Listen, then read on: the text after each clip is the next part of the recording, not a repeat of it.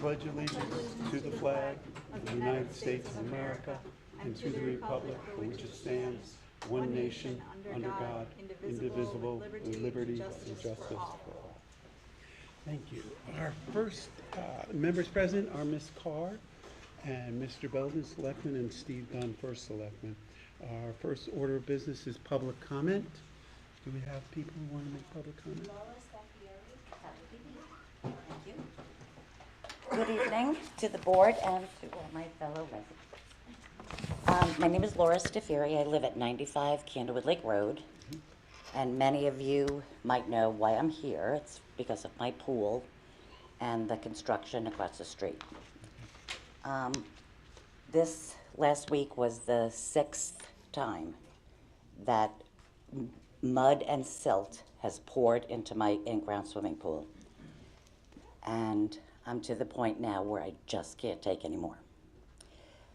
I have a cousin who came over to put some sandbags, and I was like, are you kidding me? Why didn't somebody else think of this? I mean, I've had townspeople, engineers, everyone that has been at my home looking at this. Travesty, I must say. And my cousin, who is not an engineer, and he couldn't find sandbags, so he put mulch bags Sunday morning, and we stood on my porch, and we went out there and taped or videoed the torrential rain, which of course would have had another infiltration of this silt, and guess what? It didn't. Now this is a temporary fix. Something has to be done. And I understand, I was told last year by Ralph Tedesco, there's an ordinance 13A through 138A that says the town is no longer responsible because it's this gully and trench, whatever, drainage has been there for over 15 years. I've owned the home for 30 years. The pool was there when I bought the home. This has never happened before. The reason why this is now so much additional water is because of the change in topography at that school. Where there used to be a low-lying soccer field is now, I'm gonna say, a 30-foot mountain of dirt. And guess what?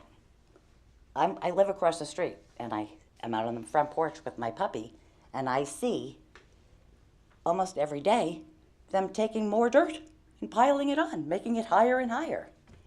And then a little roller man is up there flattening it out. I'm like, what are we doing? Knowing that this is directly across the street from the pool that keeps, and let's face it, we are all paying for it. Us townspeople are paying to clean my pool. So we need to fix the problem, guys. Thank you. I have videos, I have photos of everything. I got your notice. We don't usually interact. Can you call me tomorrow and I'll update you on where we are? Certainly. Well, they did send out Aqua Guys again. Yeah. Okay. Which wasn't my first choice, but I'm working with everybody, and I'm very nice. Full agreement. This issue needs to be fixed. Thank you. Permanently. Thank you. I appreciate your time.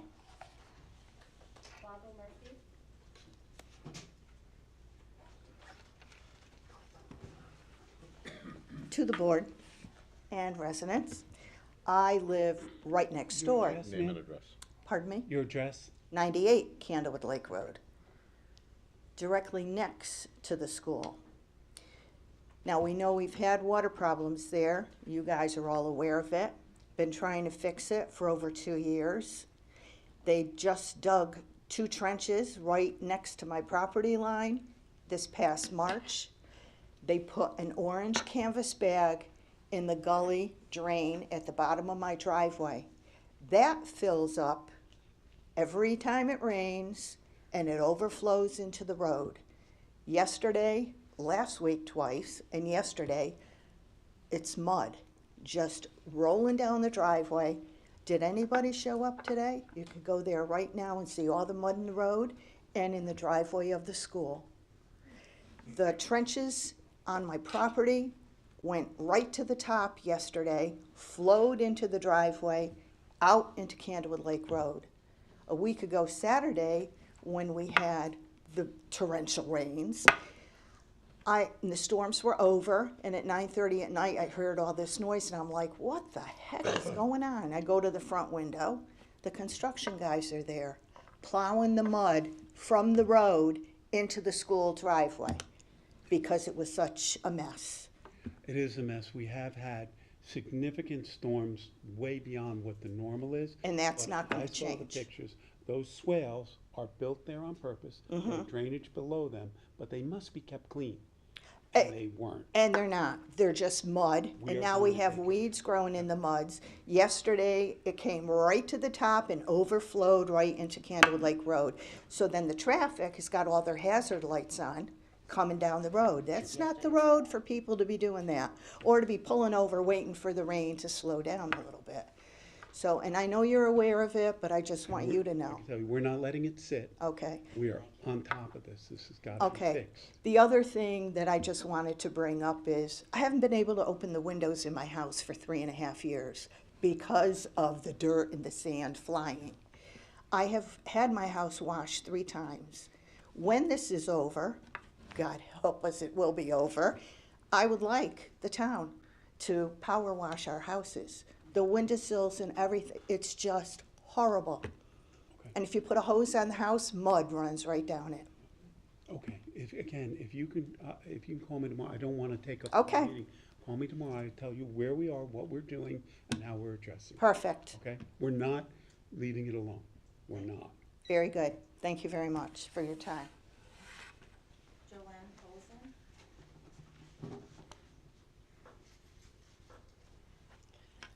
Joan Polson, 16 Twilight Lane. I'm here because I was informed about the cell towers to be put near our high school, and I wanted to just let the community know that I was very active in trying to inform the board since 2018 about the effects of radiation on people. My daughter died when she was 40 from brain cancer from the cell phone radiation. When the kids used to keep the cell phones on their heads, there was quite a bit of that. I came to these meetings for probably a couple of years, every month, and submitted to Mr. Dunn the science that was available at the time. I left copies of information, scientific information to be filed after every meeting in town hall, and basically I got nowhere, but and then the pandemic happened, and one thing I do recall is that Mr. Dunn said that the experiments were on animals and not on people. Well, since then, there's been a lot of research done on cell tower radiation and people. They're skipping right over the animals and telling us what the radiation does to people. So I just looked up a couple of current things. What clued me in years ago was the National Toxicology Program study. Our own government spent $30 million in 10 years studying cell phone radiation with animals. And there was clear evidence of several types of cancers, including glioblastoma and heart cancers that were similar, and adrenal gland cancers. And that was enough for me to understand what happened to my daughter. Well, now there's a lot of research on cell towers and what it's doing to people. So I looked up a couple of things. This is one page out of 51, independent peer-reviewed scientific studies on bioeffects of electromagnetic fields, and the contents are wildlife reproductive pregnancy effects, childhood leukemia, other effects on young children, neurodegenerative diseases, EEG, and brain response, brain cancer, parotid gland tumors, other malignancies, effects on DNA, and electromagnetic sensitivity. I think that being available to the board for a long time, that people should be held responsible if our high school students start to suffer and show evidence of illnesses and problems from electromagnetic fields, because the board has been, at least Mr. Dunn has been aware of it, and some of the other people that were on the board back in those years have been aware of this for a long time, and I think they have to take it into consideration in their choices of what they do to the kids in our town. Thank you. Thank you, Thank John. you. I'm being told there's no live feed. Is that, are you aware? Something I can do, I'm not an IT tech person, it's I click the buttons I'm pressing, it's not on, something I can do. Can you send a text to Eric and see if he can help? Try to get that up and running. Are we recording? Okay. Next. Anybody else for public comment? Sorry, Jesse Fry.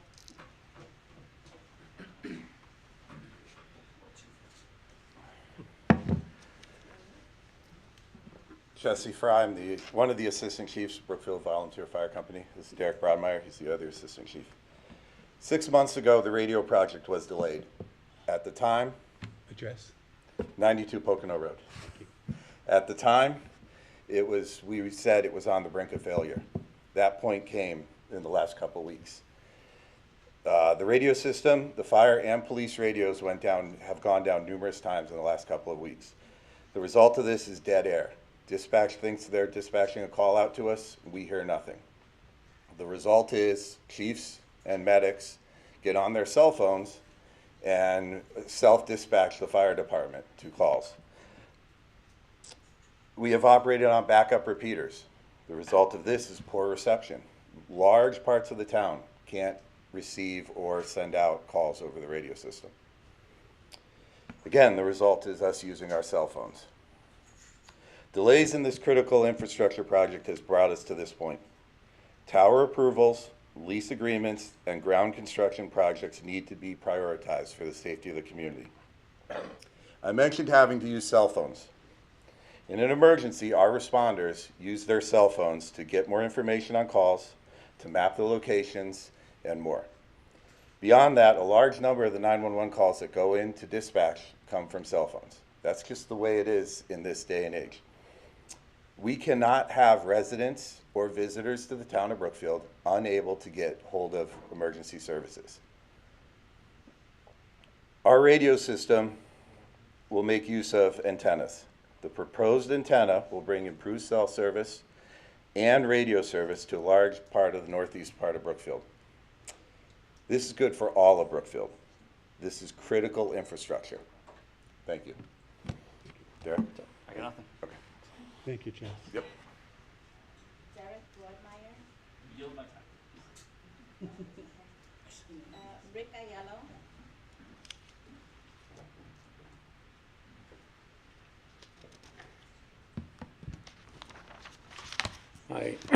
I live in Shelton. You want my address? Sure, 36 Tuxedo Avenue, Shelton. thank you. I'm here assisting my fellow American citizens here in Brookfield regarding cell towers. The Board of Selectmen excuse me, is generally considered to be the executive arm of many New England town governments, with limited legislative powers, such as helping to create local ordinances and policies, maintaining local financial records, proposing local budgets, handling local licensing, overseeing some of the local volunteer and appointed boards and commissions and so forth. A lot on their plate. But the operative word here is local. Your authority is local. You have the authority to represent and manage your town's local affairs. Not the Siting Council, not PURA, not the FCC, not the EPA. They have no such authority. The Selectmen also have the responsibility, pursuant to their constitutional oaths, to uphold the rights of their constituents, the people of Brookfield, rights that are given to them by the Creator and are unlimited so long as they don't infringe upon anyone else's rights. The selectmen also have these same rights, among which is the right to enjoy good health and to be free from toxins and pollutants in the air, food, and water they consume. I understand that Homeland Towers is proposing adding 2 new cell tower sites in a park right behind Brookfield High School. I also understand that First Selectman Steve Dunn has commented that only about 20 people have been speaking out regarding the health and environmental impact of such cell towers, as though their objections are to be dismissed because there are only 20 of them. But every American has the right to petition the government for a redress of his or her grievances per the First Amendment, and it doesn't matter whether it's just one man or one woman or 1,000. The right is not contingent upon the number, and the government has the obligation to respond and to resolve those grievances, regardless of the number of petitioners. Otherwise, it violates their due process rights, which is a prosecutable crime. I am also told that Mr. Dunn has been educated about the health and environmental hazards posed by these cell towers, but that he has already informed the Board of Selectmen that he will vote for the towers and ask for a town vote. He might also be aware that the firefighters in California have spent millions of dollars over the past, the effects those towers have on them, especially when the radiation from those towers is beamed across their living quarters. Radiation is cumulative, and when biological organisms, such as people, reach radiation saturation because of the constant exposure, it is extremely difficult, if not impossible, to detox from it. Many people want to relocate as a result, but they often can't afford to do that. And where would they go if towns and cities everywhere in America are erecting these towers? You cannot escape ubiquitous 24/7 radiation. This goes for you and your family as well. Thank you. Thank you. Thank you.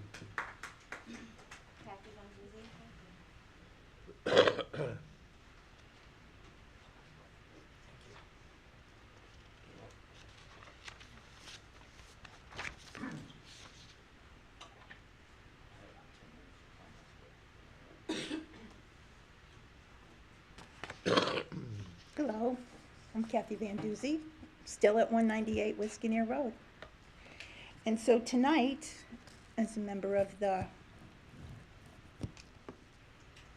I don't know, we have a couple names, but you know who I am. I gave you a packet tonight that is about our air quality.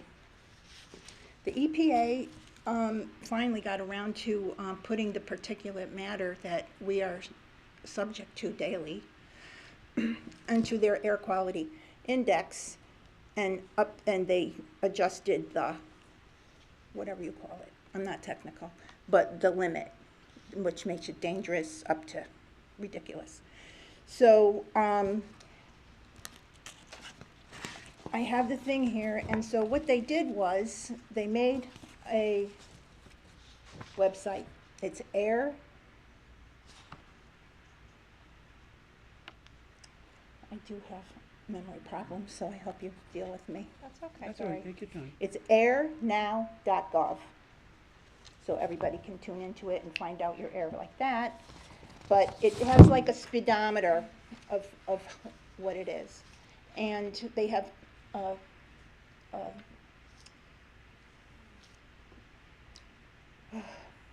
monitor on the top of WestCon, and it does everything. So it measures the ozone and the particulate matter that we are, that we're subjected to every day. So you can see the thing, and when you see the speedometer, it'll tell you what the current quality of our air is right then and there. So then you hit the trending now, and it's on page 2, and it goes on your 24-hour expected toxin, and then by the week and by the month. So the storms actually improve our air quality, which is ridiculous. But anyway, but if you look at the month, I mean, it's shocking. So if a person is compromised and should not go out at a certain level, that would be yellow, they cannot go outside.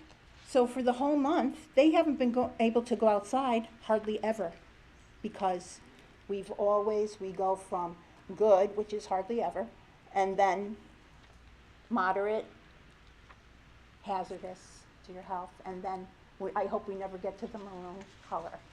So that you can, in your own house, see if it's safe to go out. And I think You gotta make sure you're speaking to the Board of oh yes, Selectmen, I'm sorry, just to be pardon.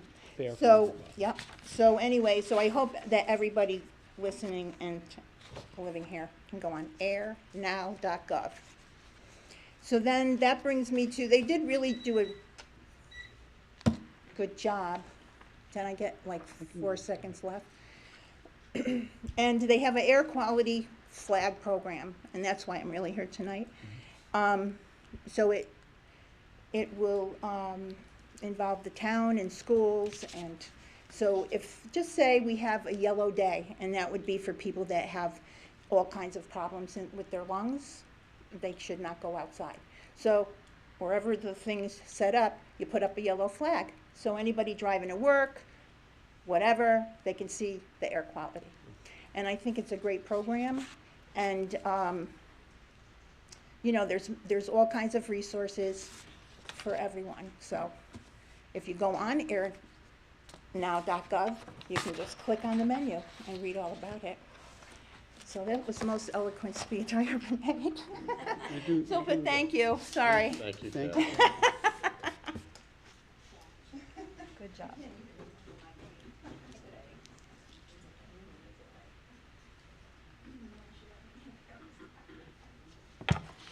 Joanne Cafiero, 18 Lakeview Road, and I'm going to piggyback on what Kathy talked about.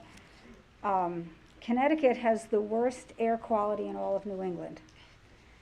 Fairfield County has the worst air quality in Connecticut. And as you know, I'm part of the Stop the Compressor Station Expansion Group. This is my 3rd time speaking about that. The compressor station emits toxins that have been shown in peer-reviewed studies to cause a variety of Frankenstein illnesses, blood cancers, lung cancers, hematologic malignancies, and so on, all research validated. I'm part of a group that are either retired or currently people that have always delved into research. We're research geeks. So we have a wealth of information about the dangers of the expansion of the compressor station and the dangers of the compressor station itself. I'm here tonight to tell you, because Fairfield County is a non-attainment zone designated by the EPA, which means that we are way over the safe limit of ozone, and as such, we should not have any more facilities that's going to make our air worse. We're supposed to be making it better and not worse. I'm here to ask for your help. In the past couple of days, the Supreme Court has come down with 2 rulings that are not going to be good for us. One is the good neighbor rule, which says that if any municipality or state is getting bad air or bad water from another state, we have a recourse to that. Our favorite company, TC Energy and Enbridge, took that to the Supreme Court, and there's a stay on it. In other words, we don't have that power anymore. The second thing that happened was that the Supreme Court also said just a couple days ago that they can override anything that happens in any of the government agencies, including the EPA. And the EPA consists of experts in the field of oceanography, limnology, air quality, exposure studies. So that's not good for us either.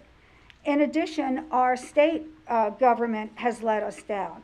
The Environmental Rights Amendment was supposed to be on our ballot this November, and it never got anywhere. It died in committee. I don't know who's responsible, but it was going to be on our ballot. It is a bipartisan bill in which gives us the right to clean air, clean water, and clean food. Also, several other environmental laws never went anywhere. The rodenticide, no place, and the neonics, which of course we're learning that not only poisons butterflies, but because it's in our food, it's not good for kids.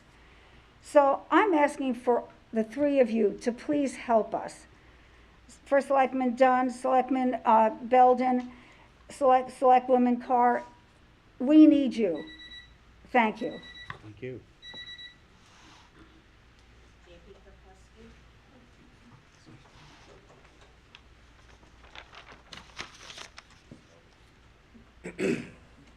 evening. JP Krupewski, 1 Hamlin Court. I'm here with the support of several of my neighbors here this evening, also on Hamlin Court. And we are opposed to the installation of another cell phone tower in Brookfield. There are several negative externalities of cell phone towers that I've talked about at some past meetings. First, the adverse health effects that have been discussed at length, reduced property values. Number 3, environmental impacts, which is not only about cutting down the trees or disrupting the habitat, but also potential fumes from, say, a propane generator that's also at site of the base. And number 4, the aesthetics.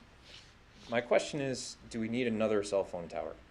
Per the data at data.ct.gov, there are 17 cell phone towers already in our town.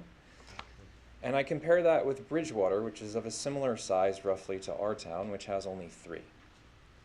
I live across from the wetlands, from the proposed locations, and I cannot remember a time when I've ever had a drop call. So I question why the need is to put a cell phone tower directly near my home.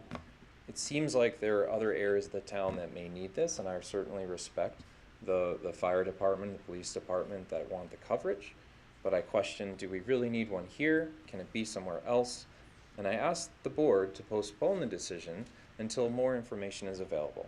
Per the letters that came in from the siting council, it seems like there's more work to be done to collect information, understand the map of where the dropped coverage is. I don't see it at my house, where the cell phone tower would be very close to, but I ask that you consider our request to postpone this until, say, August, when you have more information. Thank you. Thank you. Just for clarity, we're not making any decisions tonight. We're No. we're having an update, and No. we aren't planning to make a fast decision.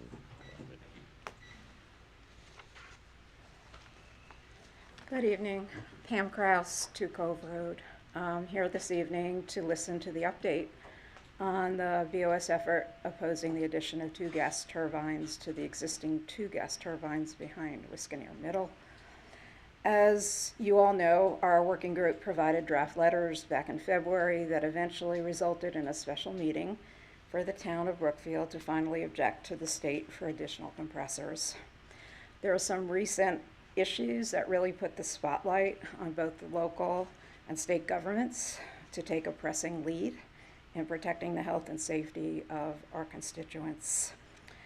Number 1, it's been mentioned this evening, there have been multiple recent days of air quality index in the unhealthy range.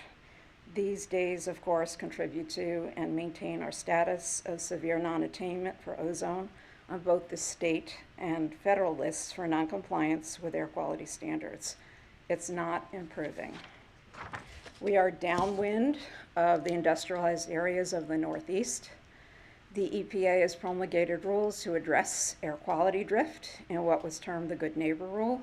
Unfortunately, last week, SCOTUS, the Supreme Court, drastically gutted this and other environmental protections in favor of polluters like Iroquois and Enbridge, whom, along with other pipeline companies, were parties in favor of continuing to add ozone for us to breathe.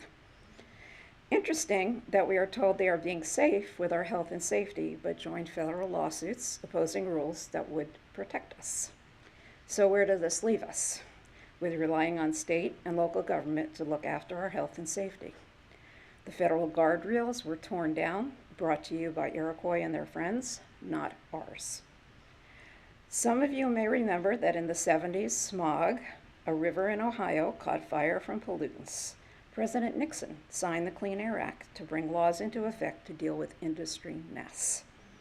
Also, the Clean Water Act was passed by Congress in 1972. It is why we have some protections and improvements. Should you not believe or understand my presentation and concerns about ozone, fine. You all receive a weekly news in your driveway, plastic bags and everything like this.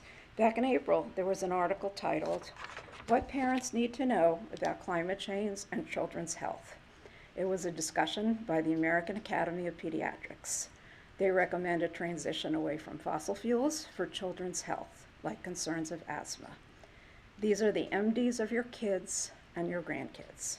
So why would we not do everything possible to oppose those compressors? I hope your update shows significant progress after the dilatory yet appreciated process that started with the letter to the state. The ask tonight is to please keep opposing it. This is and always possible. As to the tower, I will tell you this. I have 2 different services, and our calls drop. I live in the Barkwood Falls area. We have illness in my house, and we have problems talking to doctors. So I would ask, because I have a strong environmental leaning, maybe there is some hard other alternatives in addition to maybe a tower, but Frontier keeps sending all of us advertisements about fiber. It's not in our neighborhood. I tried all winter to get it. It wasn't available. Maybe push on them to speed up their process. Thank you. Thank you, Pam. Eric Myers.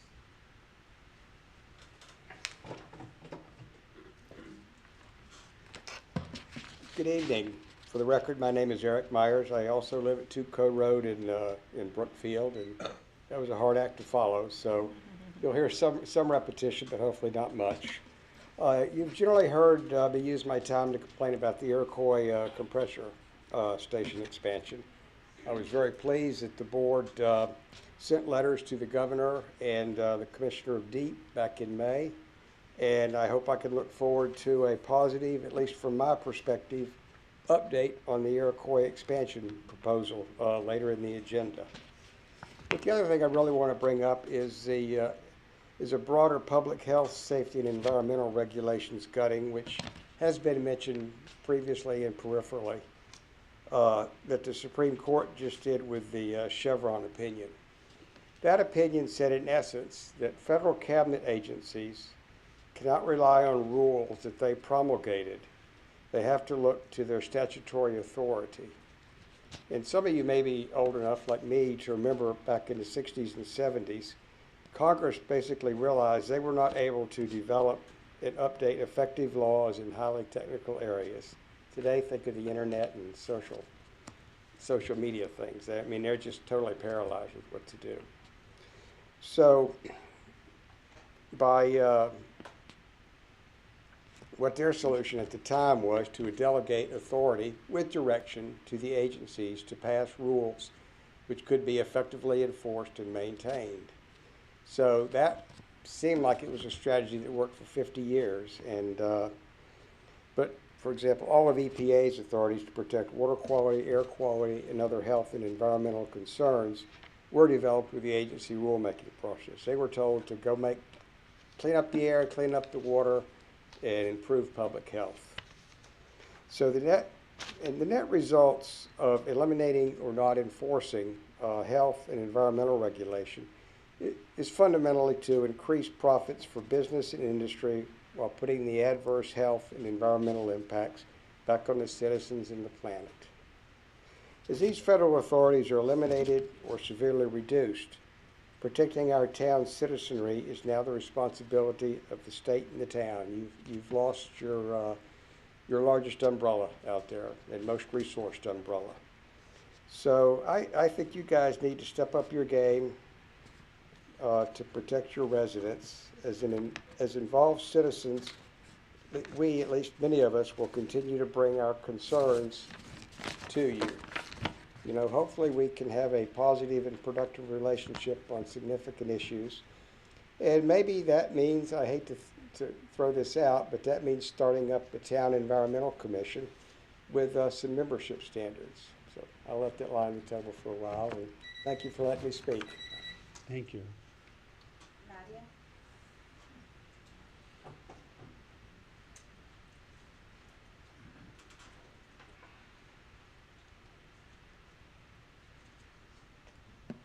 Nadezhda Nikеев, 16 Obtuse Rocks, and I'll be quick. Again, speaking against the proposed cell tower. Yeah, the people before me already voiced everything I think I wanted to say today. I am concerned about the environment. You are putting it in a proposed locations are in the forest and getting closer to the garden. So I think environmental impact is a big one in addition to the people who are living around their communities. And also I did read the letters with the siting council. So so they're gonna provide the coverage assessment by August 30th. So I'm curious how it changes timeline, because I guess before they provide it, you shouldn't decide anything, right? Before they provide the assessment. And I'm also curious to know if, what I don't understand, do they give you what the telecommunication companies give them, or they just give their own assessment? Something that's not clear to me. But anyway, I'm still speaking against any towers. I think we should look for different solutions, because how much they harm everything around them, and I think it's much more than, than life saved, or if we count like years of life saved, even though it's kind of, I guess, in some way cruel to say it like that, but the harm is great. And I think all the towers need to be paused until we know more, and we should find other solutions, including for first responders. Thank you. That's all. Thank you.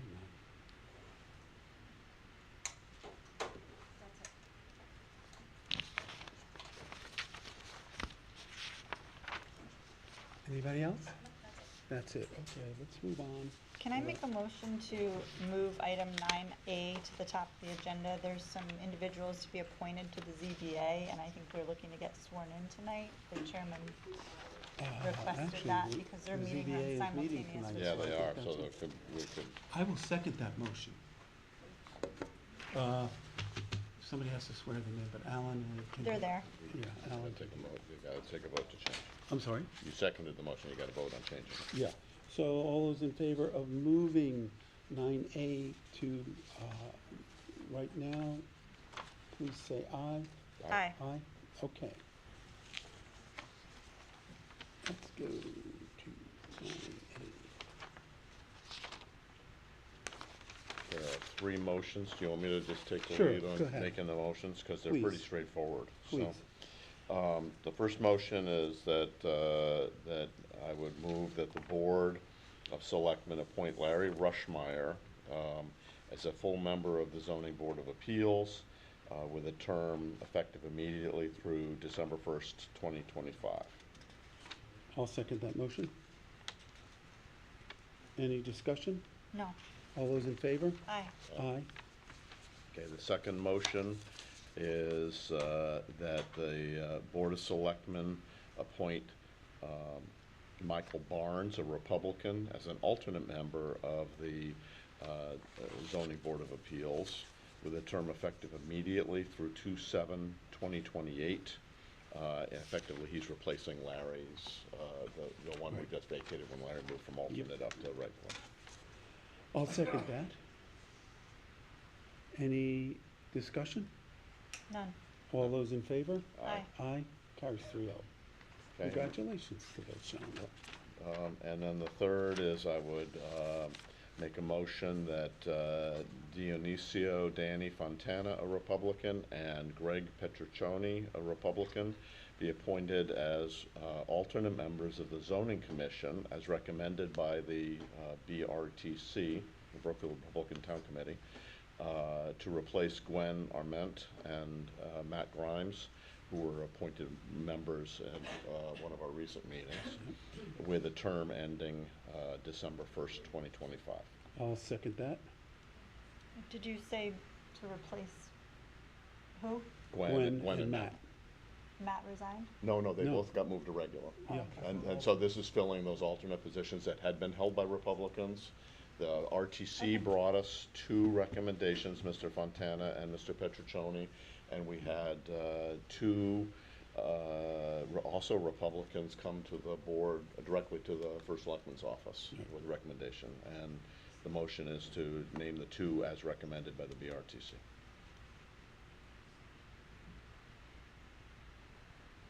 So, any further discussion? Nope. All those in favor say aye. Aye. Aye. Aye. And that will take care of 9A. Thank you. Congratulations to all those appointed. Congratulations to all of us. Thank you for serving. Okay, announcements. Coffee with the Community will be July 27th from 9 to 10 at Angel's Deli, located at 470 Federal Road. Is commission here? I'm sorry? You skipped the presentations as Yeah, you skipped the Oh, presentation. I'm sorry. Item 4. I did. Mea culpa, mea culpa, mea maxima culpa. We'd like to invite Gary Bloom, the chairman of the Arts Commission, to give us a short presentation about our pocket park. I apologize. We'll be very brief. Do we need to introduce ourselves tonight? Okay. And this is Loretta Ball, the treasurer of the Arts Commission. As you know, we're going to be putting in with, we'd like to publicly recognize Greg Dombrowski for all his help in helping us install what will be an installation. The ask tonight is very simple. It's just that we know that the park where these herons are going is presently referred to as the Pocket Park, but I've been told it's not officially called that. And we just thought we would ask if it's possible to call this Heron Park. That's our ask. It's just plain and simple. So it would be known in town as Heron or Herons. I don't really have a preference to you. Yeah, I guess the term pocket park is more just used on the plans and things. Yeah, pocket park is the nomenclature that the state uses for a small piece of property that they're going to turn into a park. That's what they call it. It's a pocket. Right. The town has not named things in the past that I'm aware of. I know our policy has always been, and I think the Board of Ed has the same policy, not to name anything after people. But this is not naming something after a person. It's going to be artwork that happens to be herons. Logical. Right. I mean, the way we see it is oftentimes people might say, I'll meet you at the horses over here. Oh, absolutely. More than likely, if they're going to meet somebody to take a walk on the this herons. River Greenway, they're going to say, I'll meet you at the herons. Right, Right. So I think it's a good obviously, idea. it's not What as do you pressing a what do you matter guys as the think? other things, but. I like it. I think just legally, as far as like maps and identifying the plot, would we have to call it by that name, or would it just be something that No, I we don't think so. refer to it as? Legally, it's still state property upon which they've given us an easement to put this park. So it's just like we call where the 4 gas stations are, the Four Corners. It's not a legal name, but everybody in town calls it Four Corners. Right. I would be fine with using the language Heron Park. I've never been a fan of naming things after the technical descriptor of No. what they are. Well, we wouldn't call it the Still River Greenway if we would have called it a bicycle route or something like that. It's just, I like the thought. Yeah, I do too.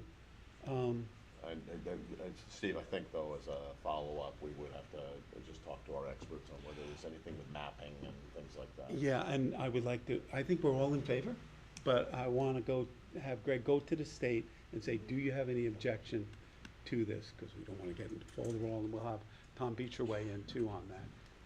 This is a very weighty legal issue. Sure. But I think we all agree that I'm if- just actually more worried about, want to make sure land use is recognizing and naming and things like that, because that's what would feed maps and things like that. Sure. So Yeah. that would be Yeah. the most critical So thing. let us do a little more research. I think we're all in favor of that. And then at our next meeting, we could make a final decision. Or vote in contingent of any, I'm sorry? we could vote now with pending any. Yeah, I Yeah, think we we could. could. I'll make the motion that we rename the Pocket Park in front of Dunkin' Donuts Heron Park. Do I have a second? Singular? Did we say singular? Contingent Wait, on yeah, clearance from the Contingent various upon staffs. state, town attorney, land use, any issues that we might Okay, come up against. looks great. Okay. Do I have a I'll second? second. Tara seconds. Any further discussion? All those in favor? Aye. Aye. All right. Thank you very much. Can't wait to see the herons. Yeah. When are the herons going in? Should be installed, getting after 4th of July. You know, so sometime this month, if everything goes smoothly, So what's holding it up is when we got the artwork, Greg Dombrowski recognizes that the artwork, it's absolutely beautiful, I think. But he was not sure whether or not that artwork would be able to stand based on the plant, the equipment that came with it to sit in the park Yes.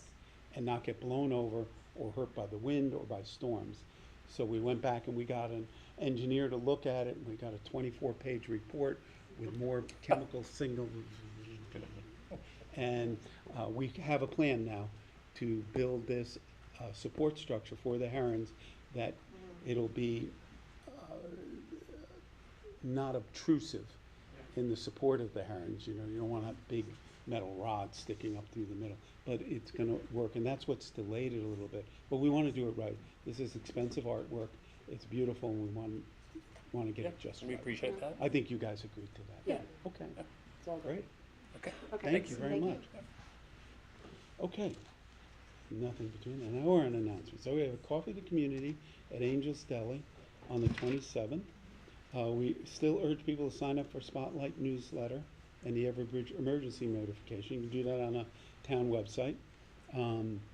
Also, we please ask that you follow the town emergency management Facebook page. There are vacancies on boards and commissions. On the Arts Commission, there is space for one regular member. Building Code of Appeals, there's one for one regular member. Energy Advisory Board, there's space for one regular member. Inland Wetlands Commission, there are one regular member and 2 alternate member openings. Municipal Building Committee, there's one alternate member. The WPCA, there's one alternate member available. Youth Commission, there are 2 alternate positions available. Zoning Board of Appeals, there will be one, no, there's not a regular member, right? Now that we just appointed. Yeah, that's right. But there's still an alternate member. There's still one alternate member available. And the Zoning Commission, there are one alternate member is available. Right? There was 3 until we appointed them tonight. And then we move on to our financial report from Miss Marion. Marcia? All right, you have received 5 different reports this month. The general fund expenditures that were for June 27th that were in good shape on that. The general fund revenues, I think it was within $5,000 of the month before for the projection. The capital non-recurring fund, the bonded capital fund, and the ARPA fund, we're not asking for any transfers. We'll wait until we close them out with the final payables and encumbrances. Any questions on any of those reports? I don't. I looked through them all earlier. The only question I have on those is with the ARPA and the balance is because of the last approved budget, all of that will now be exhausted, right? Yes, it has to be exhausted by December 31st. Of this year. Bob? No questions. I Great. went through them there, and these reports are great. Yeah, they're Thank great. you. Thank you. Wow, that's the shortest financial. Okay. Well, did we talk about the grant fund? You want to talk about the grant fund? Do you have a question? I was just wondering on the Bright Ideas grant, what was that again? The Bright Ideas grant is a small amount that's left over from an outside lighting project, and Ralph and Sheldon are looking at ways that they could use that in the back parking lot. From which lighting project? I don't know if it has a name on it, but it was putting up a light in the, or repairs to a light, or a light in the back parking lot is the most knowledge that I have on that, off the top of my head. We'll get some more information, bring it to the next meeting if you like. Okay. Any other questions, issues, concerns? Okay, thank you, Marcia. We appreciate it.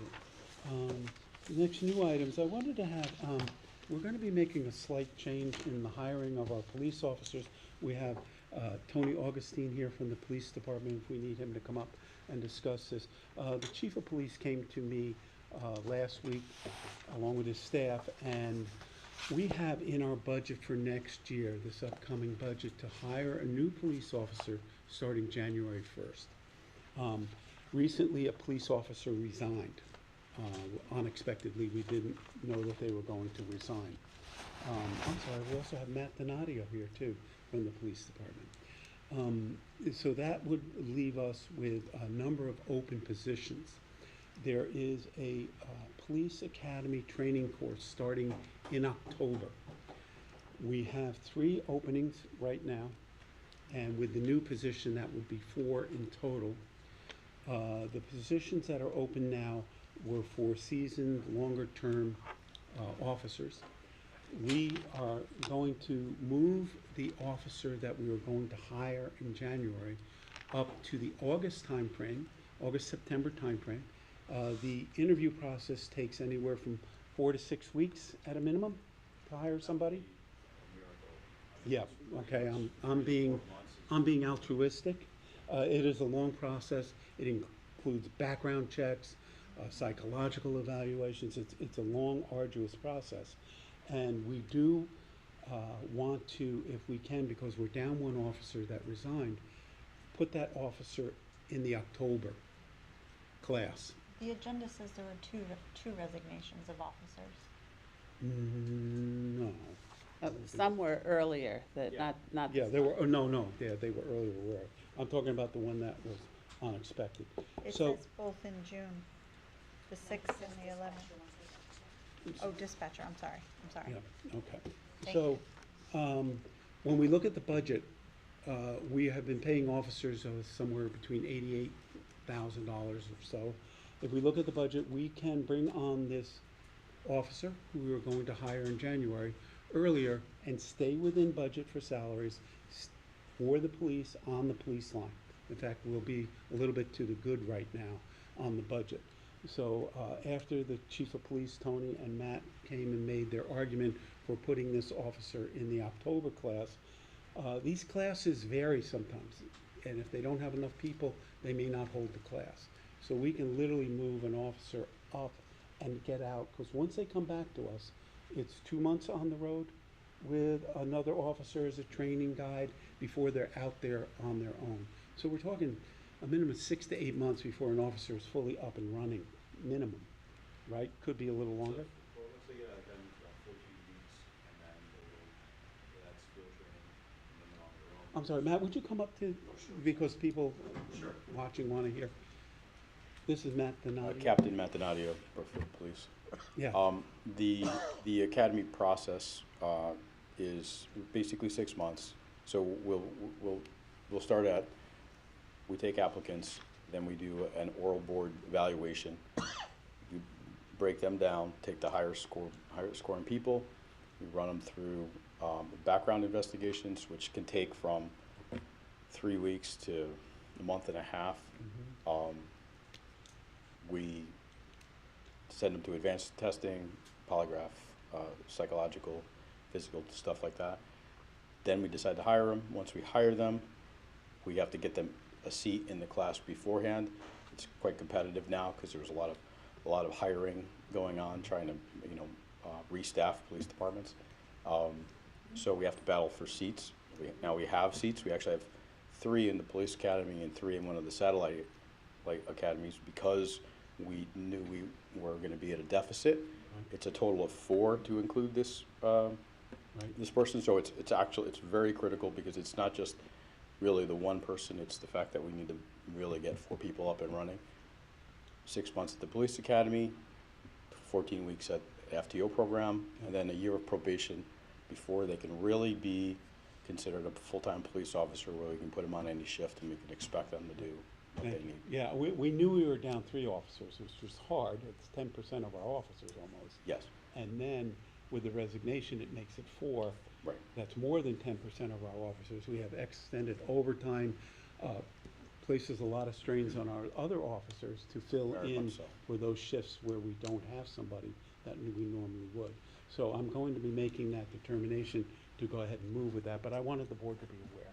of So what the I only was- reason for the change on timing on the start date is so we can intercept the police academy? If we can get them into the If you can academy, get 'em. It if sounds like we you have can a lot get of them, work to get yeah, them. and it is. But if we can get them, and we can get them into the academy, which there shouldn't be a problem because there's the police academy that we have confirmed seats, and the satellite academy in New Britain, which we actually lined up extra seats, so we'll be fine with that. But you need that's to be on end of board. September, first week of October, Otherwise, we're waiting at least 6 months because neither one of those organizations is gonna be running the class. So then we're kind of pushing everything back, and we really have like a 2-year process. So it's better to be ahead than behind. Yeah, okay, that made a lot of sense to me. So that's what we're gonna be doing. So, and then what I'm hearing you say is that this is all being managed within the salary line that Yep. was approved in the budget. Yes. Therefore, there's no budget transfer required. Nope. There's no statutory approval required. You're No. just doing it and letting us know. Right, right. And there may be some savings long-term in overtime, and if we can get the other officers out of that, but trying to quantify that objectively is. Sometimes hard to do, but we believe if we had a full complement, we wouldn't be incurring as much overtime. Absolutely. Right. Yeah. So I that also would remember be. the last time we had a full complement. We always seem to be. We get close. You know, We we get get close close. every now and then. Get close. Every club. But people do eventually leave. So on the second issue, if you Yep, stay with us. sure. It has become clear, when we did the budget, there was a next priority form to add a part-timer as a records clerk in the police department. That clerk primarily does filing and also fills out FOI requests. And FOI requests in the past used to be you go to the file, you take out the piece of paper, you redact anything that's not allowed to be sent out, you make a copy of it, and you send it to them. Now, most FOI requests include body cam video. The effort to redact body cam video is much more arduous and takes longer than it is to go on a piece of paper. If I remember correctly, when the police department, John Puglisi, and you came to us back on the budget season, we had a 3 to 4 month backlog, something like that. Something like that. John Close. told us last week it's now 6 to 7 months and growing because of the amount of time that has to be taken to redact these videos. If there's children in the video, you have to redact their picture. If there's license plate numbers, there's a lot of work that has to be done. And so I am going, and that's why I wanted to discuss it with you. This would not be just staying within the budget line. We think we can pay for this using funding from ammo that we would pre-purchase, and we've already bought the ammo, because we had enough budget to do that. But we wanted to have a discussion with the boards to get this board to approve moving forward with getting that records clerk, because it is not in the same salary line. It is not, the funding has to be provided, so it would require, in my opinion, board approval to do that. I would think so. Right. So that's what This was an item we did not prioritize in the budget. Right, we did The other not. one was just a timing thing to intercept the class. I was kind of okay with that, but this one, we made a decision, Yeah, right? we did. And quite frankly, I'd like to learn more about what the recent news is that's causing the backlog to grow so dramatically. And I would like to also see all the items that, again, that we didn't prioritize for the budget and go back through them. Okay. Because I think we have to professionally think through our budget in its holistically. That's a good point. Not just have somebody who had an item that didn't come in the budget and they come back a month or two later and say, so sorry, I still want it. Right, that's not the way it works. Yeah. No, I would, Bob, I I would think we agree need with to you. have a meeting where we actually kind of go through, here's all the Yeah. things that were not on the priority list. Is this one the top? Right, Right? is this the highest priority? And then talk through where the money would come from for it. Okay. And, because we have to be professionally responsible for the taxpayers. Yeah, I agree with you. on this I sort of agree with thing. you. So why don't we do that? Needs more detail, I guess. We'll go back through the budget last year, get all the next priority forms, look at them, and then come to the board with the options and what we think are the highest priorities. And more information on what's going on with the backlog, what's Yeah. causing, what is the. We can do that. Well, technically, What there's, are the facts on the FOI requests? So, okay, Okay. we can do that. So I think we just continue this, we'll table it for now, I'll get the further information. Sure. Then we'll come back to it, we're gonna come to you guys. Sounds good. And ask for more information. 6 months seems like a big backlog. Yeah, it is. Well, it's only gonna get longer. Yeah, I Yeah, think But it's. we have, with the people that we have doing it are people that are already pretty much taxed, and it's a one-for-one, almost a one-for-one relationship in time. So if one officer responds to one situation, say for an hour, it's gonna take one person almost real time to review it, and to redact it. And then we run it through a second person, because this is FOI, we don't want to release things that are not appropriate to be released. We don't want that liability to fall on the town. So we have a second person review it. They don't really redact it. They are reviewing it to make sure that nothing is missed, no personal information that shouldn't be released, or the inside of somebody's house isn't, something that shouldn't be released doesn't get through. So the one officer, one camera is the 1 hour, then the second hour is the first reviewer or the redactor. The next hour or third hour is the review, and that's just technically cursory, but it's at real time. And that is one officer, one camera in one incident. In any situation where we'd have multiple officers, they both have cars, they include cameras, so that video and each individual body camera is part of the same situation. So they don't ask for your video, they ask for the video of that scene. So we've had video redactions that are 5 and 6 cameras deep, and that takes a lot of time. Full-time employees that are very busy don't have the time, and it's kind of creating All a right, problem. so we'll go back, look at all the next priority farms, come back to the board with more detail as you requested, and then we'll move from there. We'll do that for the August meeting. Does that make sense? That's fine. I think there's a few more things we should get after, quite frankly. It says here that it was cut from the budget. I'd like to know why and where it was cut. I don't remember that at all. It was the next priority form. It's in your thing. It just wasn't taken up. No, we didn't know about it. That's why we're here, is cut from we the didn't budget. know really that it. Okay, and then what do other towns do? Because everybody's running into the same problem. Do they just spend $23,000, $24,000? My understanding is in Danbury, they have command staff. This isn't Danbury. No, no, I know, and it doesn't work there either. It's just expensive and it takes a lot of time. And then similarly, like, where are we with the whole accreditation process? Because Right. is the records whole situation part of that accreditation? Like, we 100%. hired someone last year to kind of help us along with that. Yes, and we've actually, we've successfully passed through the tier 1 and tier 2, and now we're working on tier 3.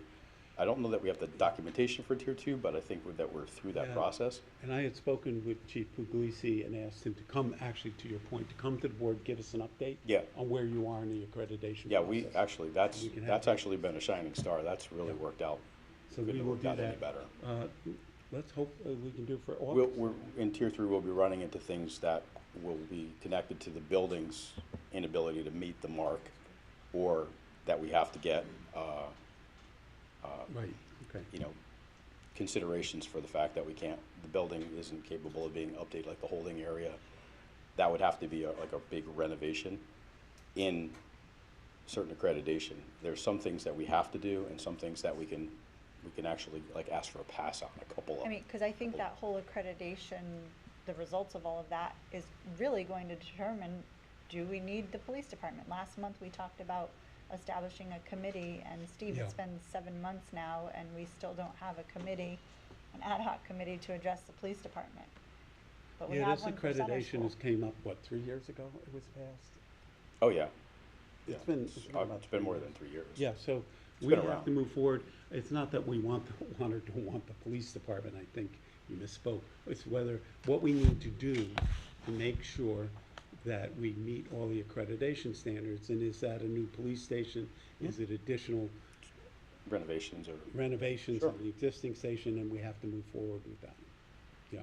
So, and then, 2 other things, has the police commission weighed in on this person? I mean, I'd be interested to know, like, where the police commission is on this, because we're bringing another person into the fold when we already have people established in an established budget. And Sure. then where, again, would this money be coming from? You mentioned the ammo and the computers, but I don't understand where the money is. That would be best answered by Marcia, because she understands that process better than I could. So we were able to, Marcia? Yeah. Of course she is. We were able to bring forward. Yeah, we just ammo knew we didn't get purchase- it. We didn't. An ammo purchase that was in the budget for next year for $24,000, and to buy it because we had some small funds left over. It was more than. This year's budget. Yeah. So that frees up $24,000 in ammo that we do not need to purchase next year, right now. But To Bob's point, we'll come back, give you all the details, and I look certainly at the am next not, priorities. certainly I'm not ready to, Okay. to vote on it Yep. without more information. Okay, that's fine. Okay, good. By the way, there's something going on. Is there an issue? We're trying to get home to Sheldon. Everything's okay. Okay. Okay, great. Anything else? Any further questions? Thanks, Matt. No, okay. Welcome. Thank you, Matt. Thank you, Tony. Citing of council. So there was some comments in public, during the public comment. The town has the right, when anytime a cell tower is built, to ask the siting council to require the carriers to give us a coverage map. And it has to be done from scratch, and it has to show where they have coverage, where they have, I don't know how they rank it, good coverage, bad coverage, I'm not quite sure. But I made that request to Michelle Bachman, the executive director of the siting council. She then directed the carriers the next day to create these reports. They have 90 days to respond to her and give those coverage reports to her. And that's what they're working on. That will probably be, as she said, the end of August, August 30th. We should have them by. Looks like they have 90 days. They have 90 days. They had 90 days, and then she has 90 days. Right. But she's told me she will get them to us pretty quickly. Oh, no, she has 45 days. Yeah, yeah. So And she will get them to us pretty she quickly. said here in this letter, she received a request from the town of Brookfield. Yep. Where is that? I emailed her. Oh, I mean, it'd be helpful to see what it was your request said to understand the response. I can send you a copy of the email. We had a resident ask if this is something that's produced internally by the siting council, which No. I'm not comfortable with anyway, because they're not even an elected body. I just stated it. It's not created by the. So they go to the cell tower company. They go to the carriers. Right. And they create them, give them to the Also siting not council, good. and then they give it to us. Because I thought that Mr. Homeland Towers, help me out here, I forget his name. Ray Rigotti? Yes, thank you. Was supposed to do that for us. We already asked for that. No, they don't do that. They put up cell towers. They don't, In the last go-around, they provided maps up here. They had the whole thing with the rings and everything. yeah, what we're asking for is an up-to-date coverage from the carriers. What Ray would have, I think, is simply what he believes the coverage would be. We're getting it actually from the carriers as a direct report to the siting council. I think it'll be more accurate. There we go. Oh. And we've also, we got the report from Homeland Towers about 10 days ago as to the further location of the cell towers as the Board of Selectmen requested them to keep them at least 1,500 feet from the school. They came to us with about 10 days ago with that. I shared it with the Planning Board and the Conservation Committee and asked them both to give us comment on that. We have to get an 824 referral from the Planning Board. I didn't think that 7-8 days was enough time for them to review and to get us their comments by tonight's meeting. So we've asked them to give them to us by our August meeting. We also want to get this coverage map first before we make any further decisions. So we're waiting for those two things, the coverage map and the referrals from the Planning and Conservation Committees. And they both told me that they will look at it and be able to report back to us by August, by our August meeting. So these two locations on attachment 7B, those are in wetlands? No, No, no. They're up on the hill. those, I've walked that space there, it's wooded, high up wooded areas along the pathways. One looks like it's right off the edge of a path, and the other one looks like it's a little further back. So one of the roads would come in off of Long Meadow. Yeah, there's already a Right path, next there's to a already a house. pathway there. Yeah,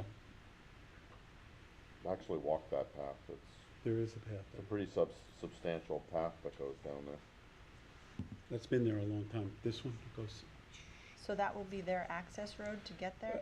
that's, I think, their proposal right now. to that, to option D, but then option C would come in from the tennis courts. Which is where options A and B were, Yeah. if I remember. Well, Right, that's options A correct. and B were up behind the softball field. Yeah, but Options the A and B access were road, over the here. access road was The same. behind the tennis courts as well. Yeah, it's the same. I went, it's the same, I looked at it, it's the same access road that they had in the prior one. I don't know where these two are, but, you know, it's interesting. Did you see about 3 weeks ago in the state of Massachusetts, cell coverage went out for over 24 hours across the entire state?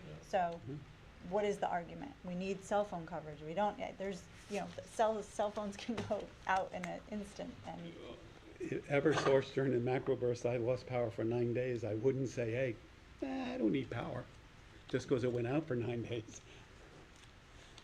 Okay, I think that's, the point being, like, people should still have landlines and things that are reliable. Fiber, I've mentioned before, I worked diligently to get a fiber study done for the town of Brookfield. Where are we with that? There are other areas of town I'm not separate aware from of this any area. requests for fiber from you to anyone.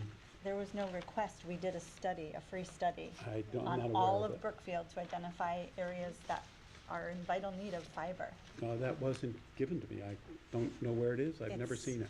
It's on the town website, Steve. I've Yeah. talked about it in public forums at these meetings with you in attendance. Well, I didn't see it. The COG Okay. was the sponsor. Okay, We ought to resurrect that fiber thing, Yeah. but let's, Greg knows let's, about let's, it. let's Ask move him. on. Yeah, great. Homeland Towers, we had that. Iroquois Pipeline, we did read. So wait a second. Can we finish the discussion on Homeland I Towers? thought we were Like, finished. well, where are we? Like, Ray Vergotti said that he had other interest. So are we just gonna continue to kick this can down the road? Ray Vergotti, I think, and Homeland Towers, his company, are still interested in placing a site on town property. If he wasn't, he would have said to us, we're not interested. He's still interested in putting something on town property. I am not in a position to know what Homeland Towers' decision is going to be Well, what's as to our whether they decision gonna want. I don't know yet. We want to see what planning, what conservation say, what the coverage report says. I think our minds should be But we've open heard on from the this. residents, they don't want it. So, We've heard from residents, they do want it. In One. fact, one is right here. one. And how can they No, be no, in more than favor of one. that We've and had more opposed to than one. Iroquois is beyond me. We've had more than one. And in case, even if we decided to move this forward, it would have to go to a town meeting. Right. Because, right, and then the whole town can get a decision to decide whether they want it or they don't want it. The Board of Selectmen to simply say no right now, when we know we need coverage, cell coverage, in the northeast part of town, in the Barkwood Falls area, where people have to drive up the road to make a report that their house is on fire, is a concern. It is a Well, concern. the cell tower that he I'm sorry. and the previous board. I'm sorry, Tara, Actually, we this can't is a good interact point. with the audience. I'm talking to you and Bob, Steve, okay? You and the previous administration before my tenure denied a tower on town property, Correct. and now you're considering it. So We- what is it? We didn't allow it on town property because it was on the Public Works property, which is already too small. And they wanted a 60 by 100 swath of what a property that's already too small for our Public Works Department. Okay, so That's why. flash forward, there's Not now whether one, it's a there's cell now tower, one whether being it's gonna erected on kill Vale Road. bees. I don't know if it's there yet or not, it's Yeah. supposed to be built, which is supposed to service the new school, going back to that mess. And I'd also like to know when that parking lot's gonna be finished, because this is a disaster. Well, right now, it should be, I was told today, by August 1st. That's what I was told. So when the Vale Road Tower goes up, is that Candlewood Lake Road and where the new Big Y is, that whole sector where there is poor coverage, going to be covered? Should be, I would think. Well, how come we don't have cell coverage at the new school? I don't She know. lives right next door to it. Because it said because it hadn't been turned on yet. We haven't, the Vale Road Tower has not been, had our equipment put on it. It's gonna be put on shortly. And I would think, I can't say specifically, I think that would give us coverage at Candlewood Lake Elementary School.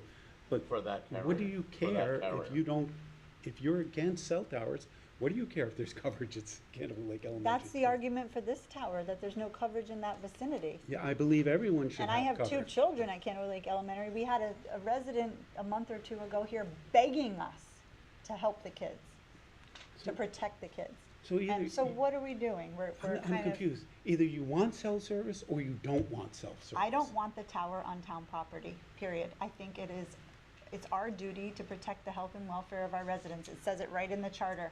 Well, And then, the standards from the FCC are from 1996. but then you they've would been agree with challenged in our court. decision not to put the previous cell tower on town property, right? Yes, because it was too close to the kindergartens, the daycare centers there, So and the we agree. residents, the Okay. residents. On that property, we agree. Okay. I'm We need to move on. absolutely do not want to have a cell tower close to a school. I agree. So this is far enough away? Yes, Where you're comfortable? yes. But it's still on town property? Yeah. It is. And therefore it should be. I'm just sick of talking about it. I think we need to figure it out. I We've think heard from the residents. we can't make decisions without information, without good information. One of those is the planning commission's 824 referral. One is as a courtesy to have the conservation commission who looks over all our open space properties. Although this is not under their purview, it is town property. I think it's polite and the right thing to do. They have the expertise. They can give us their opinion. And then we need the coverage Was maps there an from the 824 carriers to referral make. for the tower here? Let me finish. We need the coverage maps to make an informed decision. Without those, we're just making a decision based on what we like, and what we don't like, and what we think. You're looking to make your decision based off of the rent, which is the No. wrong way to go about No, it. no, Yes, it is. that's not. Was true. there an 824 referral here for this tower on town property? I think there was, actually. There should have been. It was built during Bill Tinsley's time. I just simply came into office when it was already built.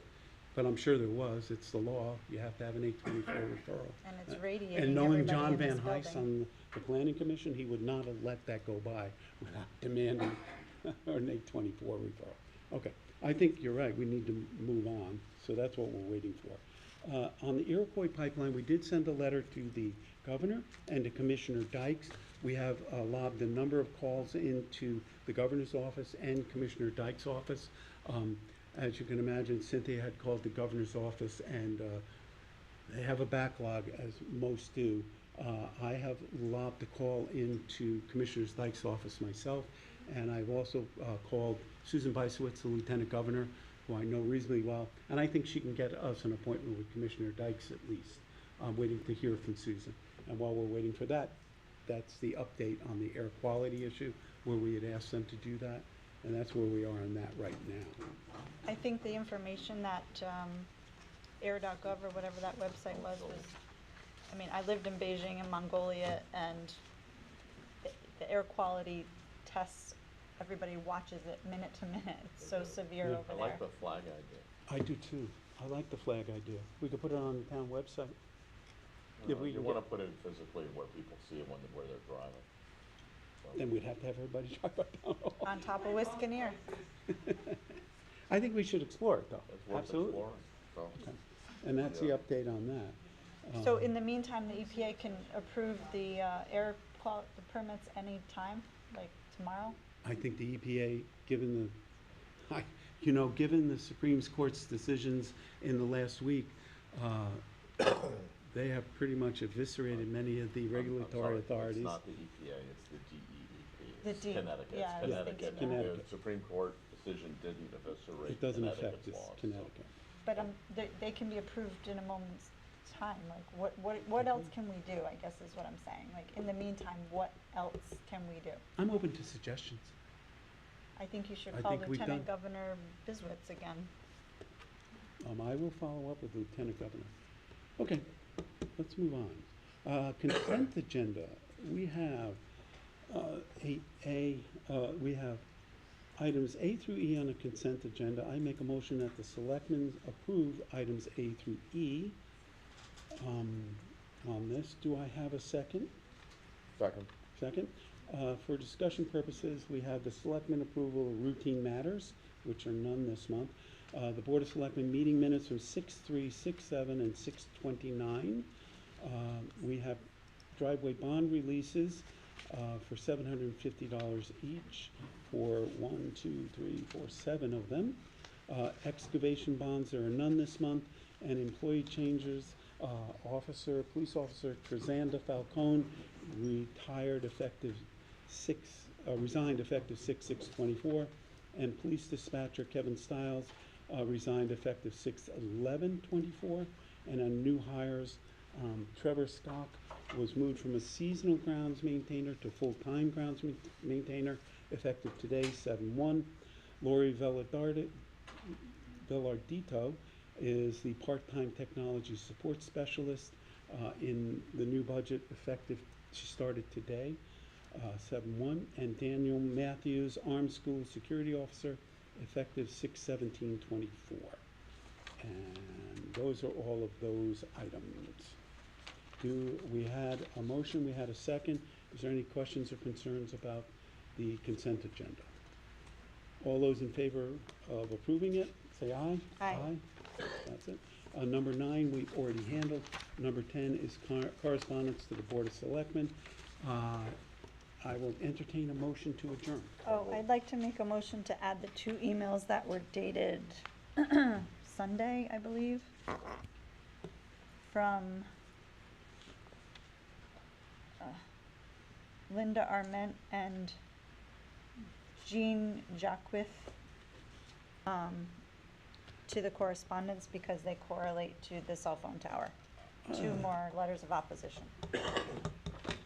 The concern I have is what if 300 people wrote us a letter yesterday and we would have to, at this meeting, add all of these correspondence? They would be included in next month's correspondence. Well, then they would be As- added, Steve, because that's the item we're discussing. I second the motion. Yeah, okay. Any further discussion? Thank No? you. All those in favor? Aye. Aye. Okay. We'll add those 2. We're now back, we have a motion. I make a motion to adjourn. I'll second that motion. Any further discussion? All in favor? Aye. Thank you.